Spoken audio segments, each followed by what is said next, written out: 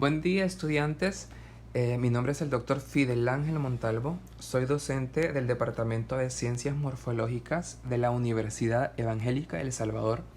Y en esta ocasión he decidido hacer un video resumen de la fisiología renal, que más que todo pues va dedicado para los alumnos de técnico en enfermería, como un apoyo, ¿verdad?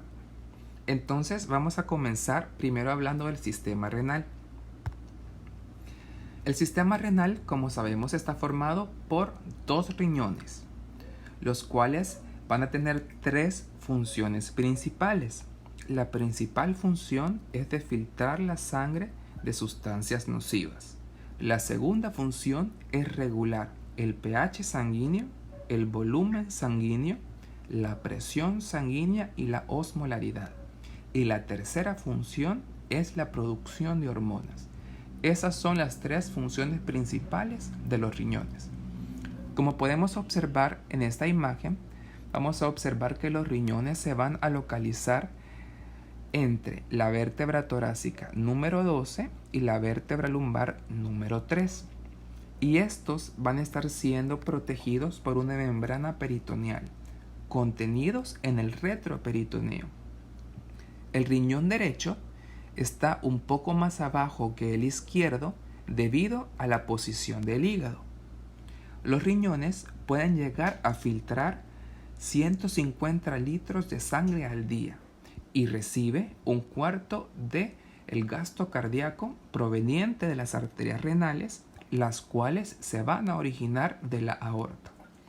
También vamos a observar que los riñones están siendo parcialmente protegidos por las vértebras, por las costillas 11 y 12. En esta imagen vamos a observar cómo se da el flujo sanguíneo arterial de los riñones. Todo comienza, ¿verdad?, en las arterias renales. Las arterias renales que provienen de la aorta se van a dividir en arterias segmentales. Las arterias segmentales se dividen en arterias interlobares. Las arterias interlobares se localizan entre las columnas renales. Luego de las arterias interlobares se van a formar las arterias arqueadas o arterias arcuatas, las cuales van a cubrir la base de las pirámides renales. De las arterias arqueadas van a formarse arterias radiadas corticales, que se encarga de suplementar de oxígeno a la corteza renal. Vamos a ver que el riñón está formado por un ilion. El ilion es la parte medial del riñón y en esta parte del ilion es la parte que contiene aquellas estructuras que entran y salen de él, como por ejemplo tenemos uréter, arterias, venas, vasos linfáticos y nervios.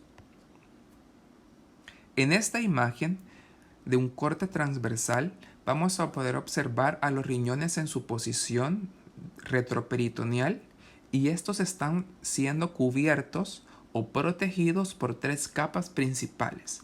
De afuera hacia adentro tenemos la fascia renal, que es una densa capa de tejido conectivo, ¿verdad? Luego tenemos la capa medial, que es la cápsula adiposa, ¿verdad?, que este es tejido graso que tiene la principal función de proteger a los riñones contra traumas.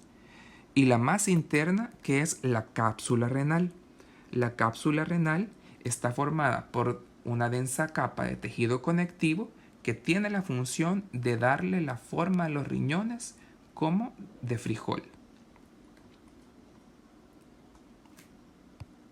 En este corte transversal del riñón vamos a ver que el riñón está formado por dos porciones, una externa y una interna. La porción externa se le denomina corteza renal y la porción interna se le denomina médula renal. La corteza renal está siendo formada por tres zonas o tres estructuras. La más externa, que es la zona cortical, la medial, que es la zona yuxtamedular, y las columnas renales, las cuales se van a proyectar dentro de los riñones para separar la médula. La parte más interna del riñón es la médula renal, y la médula renal está siendo formada por dos estructuras, las pirámides renales y las papilas renales. Dice la literatura de que el riñón posee aproximadamente de 10 a 18 pirámides renales, que en su vértice forman a la papila renal. La papila renal luego se va a continuar con los cálices menores. Estos cálices menores, que en este caso podemos observar aquí 3, se unen para formar a los cálices mayores, ¿verdad? De los cálices menores y mayores pasa la orina a la pelvis renal y de la pelvis renal a la uretra para pasar a la vejiga y poder ser excretado. Los riñones están formados también por un lóbulo renal. El lóbulo renal no es nada más que la suma de la pirámide renal con la corteza renal. Vamos a hablar entonces de la nefrona. Como sabemos, la nefrona es la unidad funcional del riñón y cada riñón posee aproximadamente 1 millón de nefronas. La nefrona está compuesta por dos estructuras principales. En verde tenemos al corpúsculo renal y en naranja al túbulo renal. La filtración sanguínea va a comenzar en el corpúsculo renal de la nefrona. Y el túbulo renal está siendo formada por estas estructuras: el túbulo contorneado proximal, el asa de Henle, que tiene un brazo descendente y ascendente, el túbulo contorneado distal, que desemboca en el túbulo colector, el cual lleva a la orina a los cálices menores, luego pasa a los cálices mayores, pelvis renal, uretra y vejiga, para ser desechada. Como habíamos mencionado, la filtración de la sangre comienza en el corpúsculo renal, ¿verdad? Y el corpúsculo renal está siendo formado por un glomérulo y por una cápsula de Bowman. Cuando la sangre entra al glomérulo,